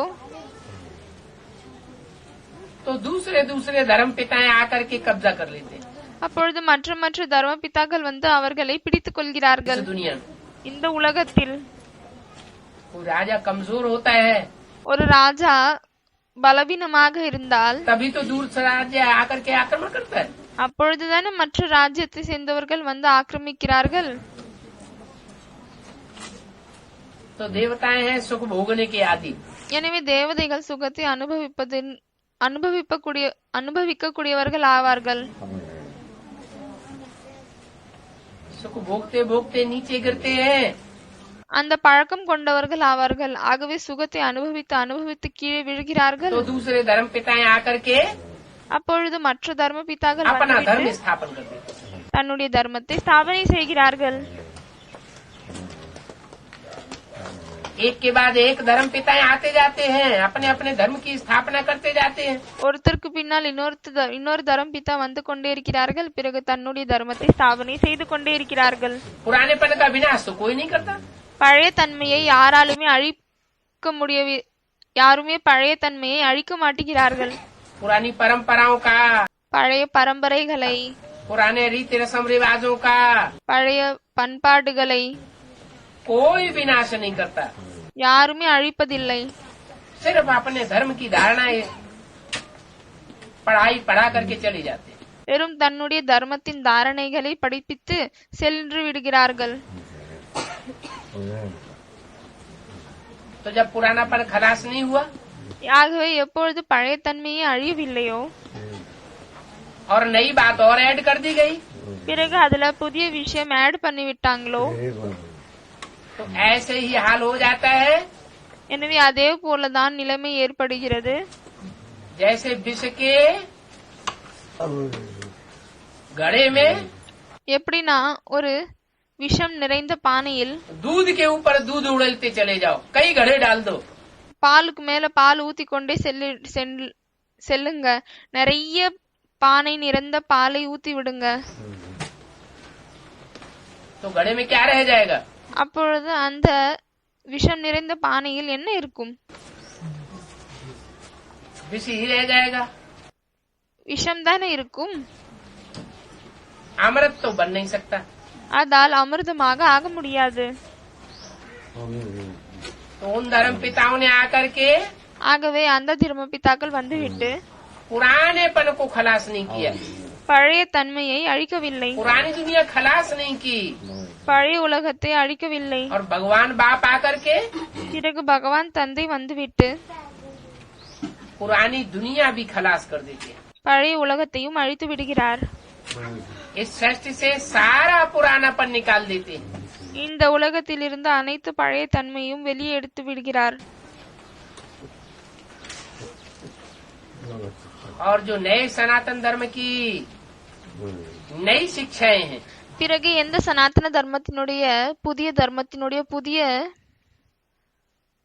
விஷயங்கள் இருக்கிறதோ, नया ज्ञान है, புதிய ஞானம் இருக்கிறதோ, वो मनुष्य सृष्टि में आरोपण करते हैं। அதை தான் மனித சிருஷ்டியில் விதைக்கிறார். जिसे सब मनुष्य आत्माएं ग्रहण नहीं करती, எதை அனைத்து மனித ஆத்மாக்களால் எடுத்துக்கொள்ள முடியாது, वो ही पहले पहले ग्रहण करती है, அவர்களால் மட்டும்தான் முதலில் அதை எடுத்துக்கொள்ள முடியும். जो कभी दूसरे धर्म में कन्वर्ट नहीं होती। யார் ஒரு பொழுதும் மற்ற தர்மத்தில் கன்வெர்ட் ஆகுவதில்லையோ,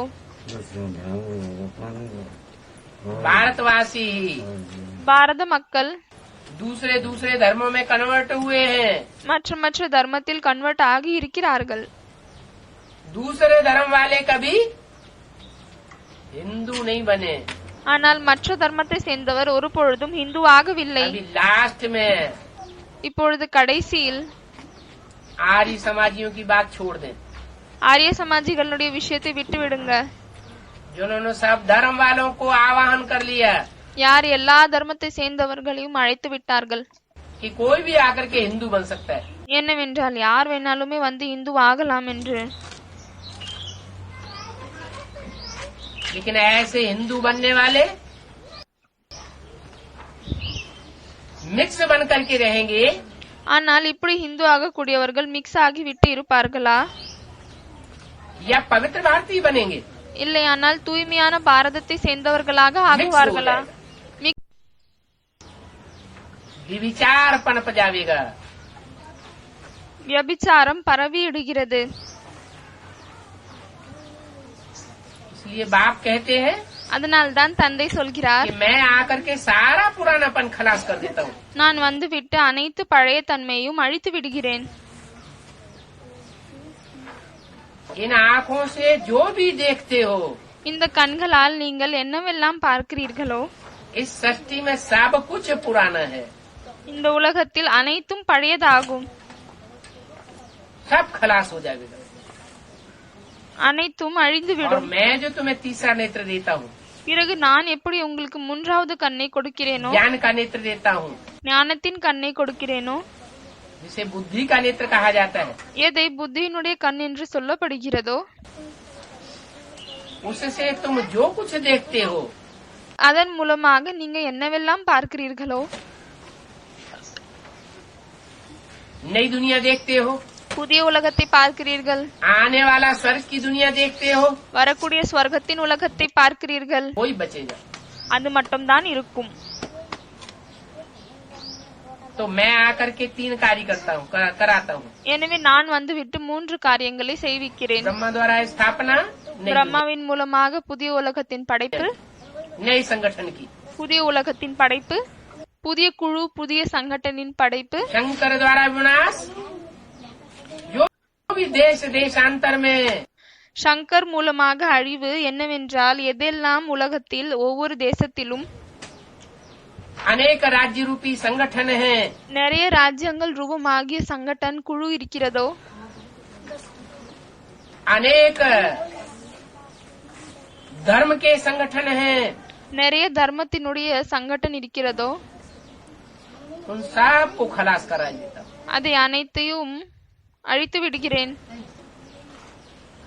जैसे गीता में लिखा है, धर्म संस्थापनार्थाय, எதற்காக கீதையில் எழுதப்பட்டிருக்கிறது? தர்ம சம்ஸ்தாபனார்த்தாய, धर्म की आकर के स्थापना करता हूँ, और जितने भी धर्म के नाम पर अधर्मों का, வந்துவிட்டு தர்மத்தின் ஸ்தாபனையை செய்கிறேன். பிறகு தர்மத்தின் பெயரில் என்னவெல்லாம் அதர்மம் இருக்கிறதோ, वितंडावाद खड़ा होता जाता है, उन सब को खलास कर देता हूँ।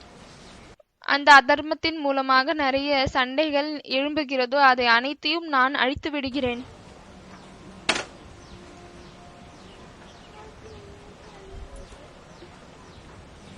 तो मुख्य बात बताते हैं, எனவே முக்கியமான விஷயத்தை சொல்கிறார்.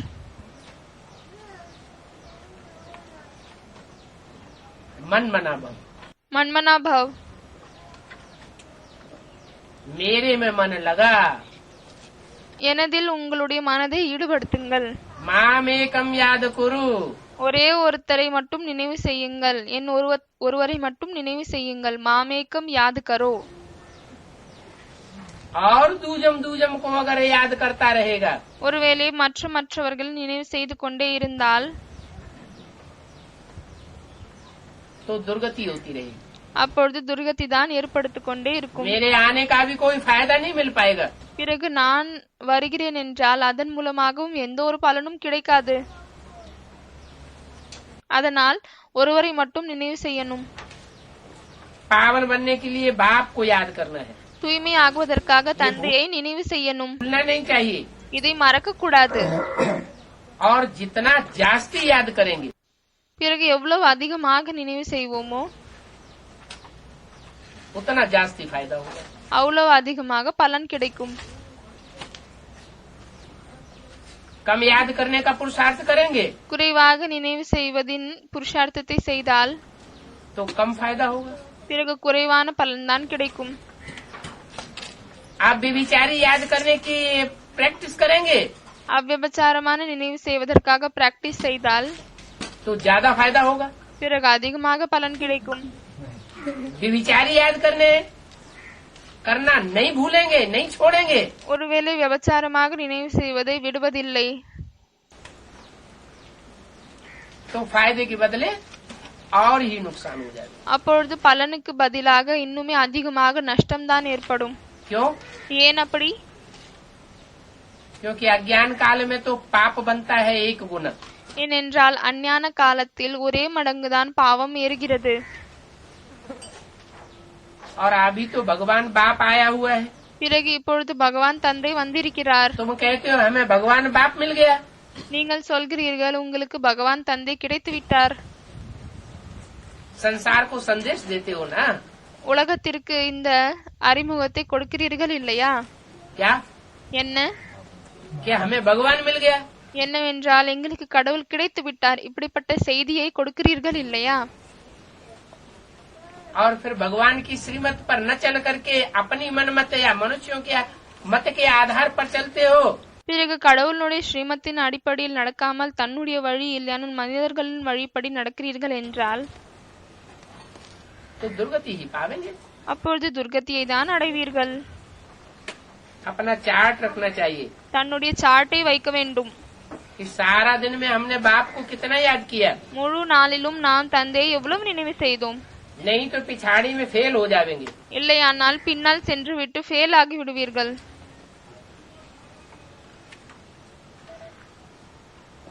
बच्चे समझते हैं. குழந்தைகள் புரிந்து கொள்கிறார்கள். हम ही नई दुनिया में पहले पहले सतो प्रधान थे. நாங்க தான் புதிய உலகத்தில் முதலில் சத்தோ பிரதானமாக இருந்தோம். कौन बच्चे समझते हैं? எந்த குழந்தைகள் புரிந்து கொள்கிறார்கள்? अमेरिका वासी बच्चे, लंदन वासी बच्चे, அமெரிக்காவை சேர்ந்த குழந்தைகளா, லண்டனை சேர்ந்த குழந்தைகளா, कि भारतवासी बच्चे? இல்லையானால் பாரதத்தை சேர்ந்த குழந்தைகளா? जो भारतवासी बच्चे हैं वो समझते हैं. யாரு பாரத நாட்டை சேர்ந்த குழந்தைகளாக இருக்கிறார்களோ அவர்கள் புரிந்து கொள்கிறார்கள். हम ही सतो प्रधान थे. நாம தான் சத்தோ பிரதானமாக இருந்தோம் சத்தியுகத்தில். अभी இப்பொழுது अनेक धर्मों के संग के रंग में आते आते நிறைய தர்மத்தினுடைய சங்க தொடர்பில் வந்து கொண்டே हम ही तमो प्रधान बन गए. நம்ம தான் தமோ பிரதானமாக ஆகிவிட்டோம்.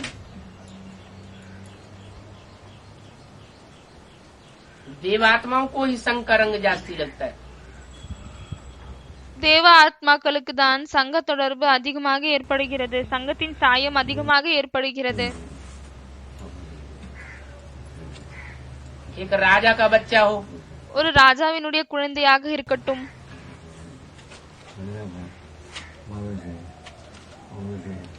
और वो कुसंग में आ जाए, பிறகு அந்த ராஜாவினுடைய குழந்தை கெட்ட சங்கத்தில் வந்துவிட்டால், கெட்ட தொடர்பில் வந்துவிட்டால், और दूसरे साधारण राज्य अधिकारी हो, उनके बच्चे हो, பிறகு இன்னொன்னு சாதாரணமான ராஜ்ய அதிகாரிகள் இருக்கட்டும், அவங்களுடைய குழந்தைகள், वो भी उसी कुसंग में आ जाए, அவர்களும் அதே கெட்ட தொடர்பில் வந்து விட்டார்கள். ज्यादा कौन नीचे गिरेगा? அப்பொழுது அதிகமாக யார் கீழே விழுவாங்க?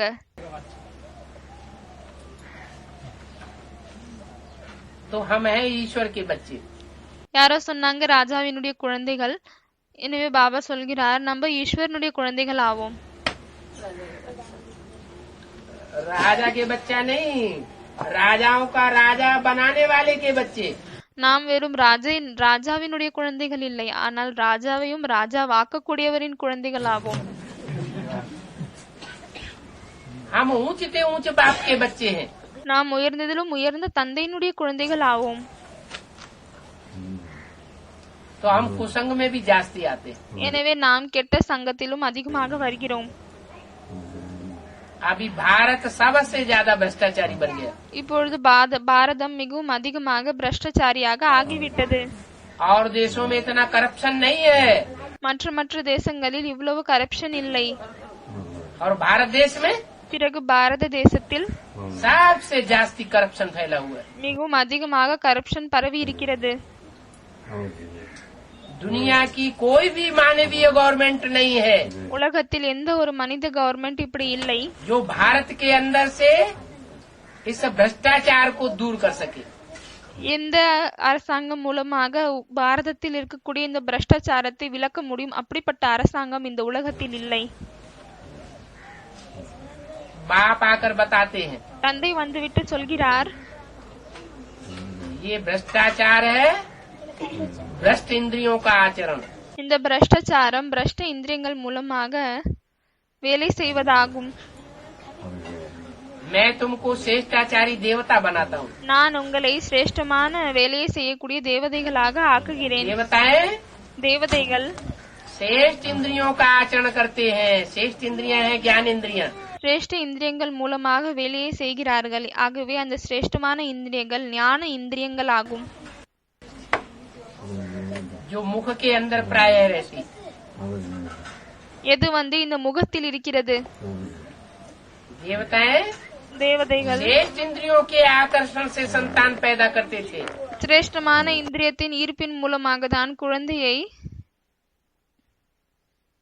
பிறப்பு கொடுத்தார்கள். इसलिए बुद्धि की एकाग्रता ஆகவே புத்தியினுடைய ஒரு நிலை தன்மை तक में रहती है. தலையில் இருக்கிறது, நெற்றியில் இருக்கிறது, आत्मा की ओर, मुख की ओर. ஆத்மாவை நோக்கி இருக்கிறது. आज भ्रष्ट इंद्रियों से आचरण करने वाले இன்று பிரஷ்டமான இந்திரியங்கள் மூலமாக வேலையை செய்யக்கூடியவர்கள் पतित बन पड़े, பतितமாகிவிட்டனர். क्योंकि बुद्धि भ्रष्ट इंद्रियों की तरफ जाती रहती है। ஏனென்றால் புத்தி பிரஷ்டமான உறுப்புகள் பக்கமே சென்று கொண்டே இருக்கிறது. बुद्धि का पतन होता रहता है। புத்தி கீழே விழுந்து கொண்டே இருக்கிறது. ऋषि मुनि महर्षियों ने, ரிஷிகள், முனிகள், மகர்ஷிகள், ऋषि गुरुओं ने बहुत प्रयत्न किया மனித குருக்கள் நிறைய முயற்சி செய்தார்கள். कि जो शक्ति नीचे क्षीण हो रही है, என்னவென்றால் கீழ் நோக்கி எந்த சக்தி செல்கிறதோ, चाहे पुरुषों की वीर्य शक्ति और அது ஆண்களின் வீரிய சக்தியாக இருந்தாலும் சரி, चाहे स्त्रियों की रजो शक्ति, அதே போல் பெண்களின் ரஜ சக்தியாக இருந்தாலும் சரி, उसको कुंडलनी शक्ति जागृत करके ऊर्ध्वरेता बनाया जाए। அதை குண்டலினி சக்தியை விழிக்க வைத்து அந்த கீழே நோக்கி செல்லும் சக்திகளை மேலே நோக்கி கொண்டு செல்லலாம் என்று நிறைய குருக்கள், ரிஷிகள், துறவிகள், முனிகள் அனைவரும் முயற்சி செய்தார்கள். लेकिन दुनिया का कोई भी ऐसा मानवीय संगठन नहीं निकल सका ஆனால் உலகத்தில் இப்படிப்பட்ட மனிதர்களின் குழு வெளியே வரவில்லை. जो ऊर्ध्वरेता बना होता। எப்படிப்பட்ட குழுனா அவர்களின் சக்தி மேல் நோக்கி செல்லக்கூடிய சக்தியாக அப்படிப்பட்ட குழு வெளியே வரவில்லை. अभी बाप असली बात बता रहे। இப்பொழுது தந்தை தான் உண்மையான விஷயத்தை சொல்கிறார். कि अपन को आत्मा ज्योति बिंदु समझकर, என்னவென்றால் தன்னை ஆத்மா ஜோதி புள்ளி என்று புரிந்து கொண்டு, मुझे ज्योति बिंदु परमात्मा बाप जो साकार तन में आया हुआ है, நான் ஜோதி பிந்து பரமாத்மா தந்தை யாரு சாகாரத்தில் வந்திருக்கிறாரோ उसको याद करेंगे அவரை நினைவு செய்தால் तो पतित बुद्धि से पावन बुद्धि बन जाएगी। அப்பொழுது பतितமான புத்தியிலிருந்து பாவனமாக புத்தியாக மாறலாம். और इस तरह का तीव्र पुरुषार्थ करेंगे பிறகு இப்படிப்பட்ட மிகவும் வேகமான புருஷார்த்தத்தை செய்தால் तो ये भी हो सकता है कि इसी जन्म में இதுவும் நடக்கலாம். என்னவென்றால் இதே பிறவியில் शरीर के 5 तत्वों को भी निरोगी बना लेंगे। என்னவென்றால் இந்த உடலில் இருக்கக்கூடிய 5 தத்துவங்களையும் நோய் இல்லாத ஆக்க முடியும். क्योंकि जो मूल शक्ति है ஏனென்றால் எந்த முக்கியமான சக்தி இருக்கிறதோ गामी हो जाएगी। அந்த முக்கியமான சக்தி மேலே நோக்கி செல்லக்கூடிய சக்தியாக ஆகிவிடும். मुख की तरफ जाने योग्य बन जाएगी। மேலே நோக்கி வாயில் நோக்கி முகத்தை நோக்கி செல்லக்கூடியதாக ஆகிவிடும். फिर शक्ति का क्षरण होना बंद हो जाएगा। பிறகு சக்தி கீழே இறங்குவது குறைந்துவிடும். और जो नई दुनिया का नया संगठन बनेगा, பிறகு எந்த புதிய உலகத்தினுடைய புது சங்கடன் உருவாகுமோ उस दुनिया में அந்த உலகத்தில் ऊर्ध्वरेता संगठन, மேலே நோக்கி செல்லக்கூடிய சங்கடன், ऊर्ध्वमुखी इंद्रियों के द्वारा மேலே நோக்கி செல்லக்கூடிய இந்திரியங்கள் மூலமாக संतान को पैदा करने योग्य बनेगा। குழந்தைக்கு ஜென்மம் கொடுக்கக்கூடிய தகுதி உள்ளவங்களாக ஆகுவார்கள்.